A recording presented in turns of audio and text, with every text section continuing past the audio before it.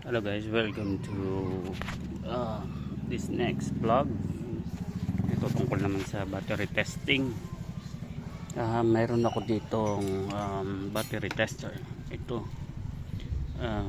Micro 200 Pro. Ito maganda-gandang klaseng pang test to guys, kasi makikita mo talaga yung pinaka ng battery mo, health, yung state of health. Meron siyang tinatawag na SOH. Ibig sabihin ng state of health, kung gaano yung kung ano na yung pinaka status ng health ng battery mo, kung mahina na talaga siya, kung malakas pa. Yan, makikita mo dyan. Saka yung state of charge, kung low bat siya o full charge. Minsan kasi kala natin mataas yung reading, like sabihin natin 12 volts naman pataas, pero pag ginamit natin mahina. Ano ba yung nagkakos nun? Bali ang pinaka cost nun, mga ka-e-bike,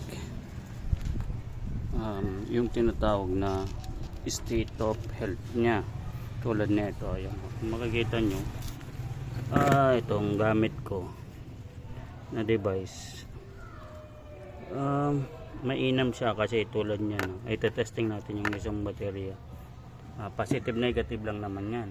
Ayan, sa positive, tapos connect niya sa negative. Okay, tapos subukan natin i-test. Ayan o. So na-read kagad siya ng device na to. So ito approximately 12.8 yan. Average is 12.8 volts. So iniisip natin, okay pa ba itong baterya? Ayan o, diba? Kasi mataas pa yung voltahe nya. So kadalasan pag mataas voltahe, iniisip natin okay pa, hindi pa naman masyadong bloated. Ayan o, hindi pa yung masyadong bloated. Pero bakit humihina ang e-bike? Kahit 12.8 siya. So malalaman natin to, pindutin lang natin tong okay. Tapos ayan o, so battery test, piliin natin battery test. Yan, battery test, okay lang natin. Regular, pwede na yan, regular flooding.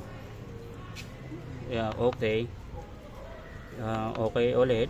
Yan, testing na siya. So ina-assess niya ngayon yung baterya mo. Ayan o, SOH. So ibig sabihin 5%. Sana bang ibig sabihin ng 5% na yan? Ibig sabihin sa 100% na health ng isang battery, 5% na lang yung natitira. So wala na to, talagang mahina na siya. Tapos yung state of charge niya, yan 98%.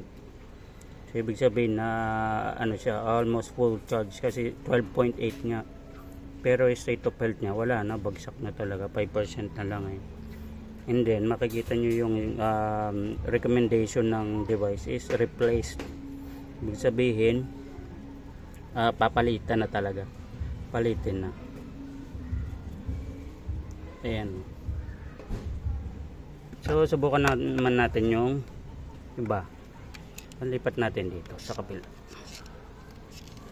like ito.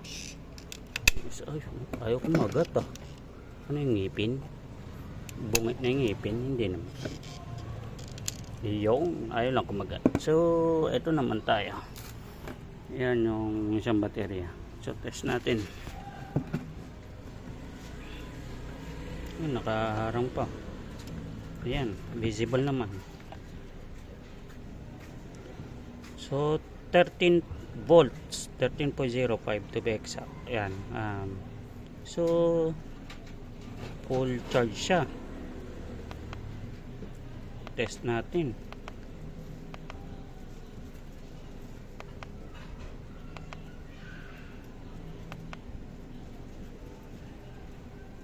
Testing. Tingnan natin. Oops, SOH is 57%. So ito po pwede pa to. Yun nga lang, may na rin kahit pa paano, pero po pwede pa yan. 57%. And then full charge siya 98% at 13.04 volts. Kaso replace na rin siya ang recommendation, pero magagamit pa naman siya. Subukan naman natin tong isang set ng battery niya. So kasi 48 volts to itong dalawang kaha na to. Yan 48 volts, apat na baterya. Medyo amag na rin to, pero tetest yan. Oops, tanggalin natin. Tanggalin muna natin para maayos. Yan natin.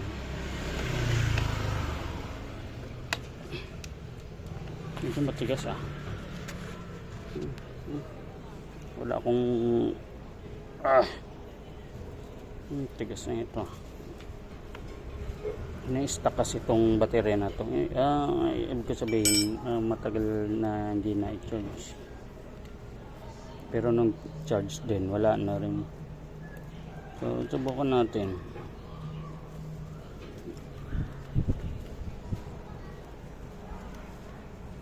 Naamag na parang gatas Ayan yung alam niyo mga ka-e-bike, bakit siya nagkakaroon ng ganyan, yung parang powder na ganyan. Ano yan, yung acid yan, galing sa loob, sa lead acid.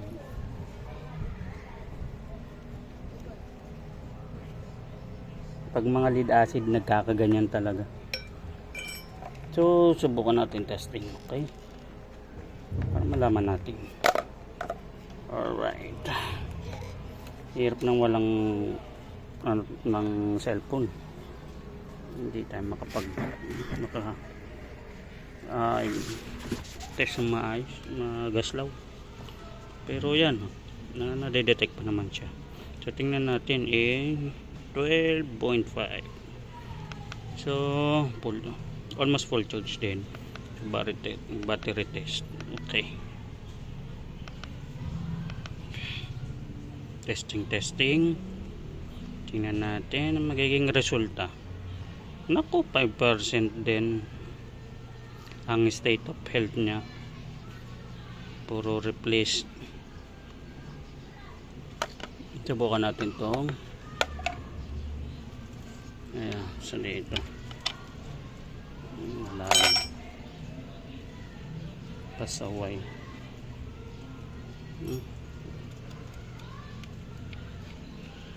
Puro replace wala na rin talaga tong palitan ng baterya na to.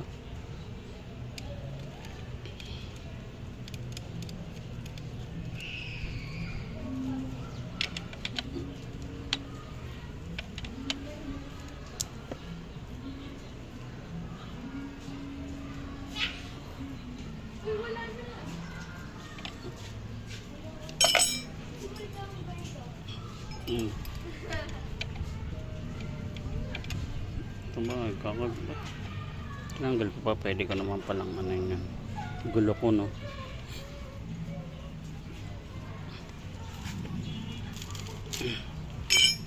So ganito, lipat natin to. Okay, then ito. Alright, tingnan natin reading. Ang magiging reading nya 12.7 ang charge.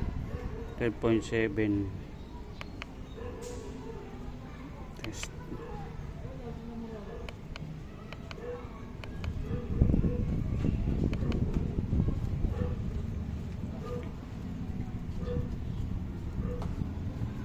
Ito maganda to, kita nyo guys. Pag good battery siya, luma na good battery pa, i-display niya sa inyo state of health 92%. Ibig sabihin yan, maganda pa yan, kahit sabihin natin may bloated na kaunti. Ang bloated kasi dahil sa init yan. Pero pag titingnan mo talaga yung state ng baterya, health ano niya, status, ito okay pa to, 92%. The state of charge niya 12.7, pero yung state of health niya 92%.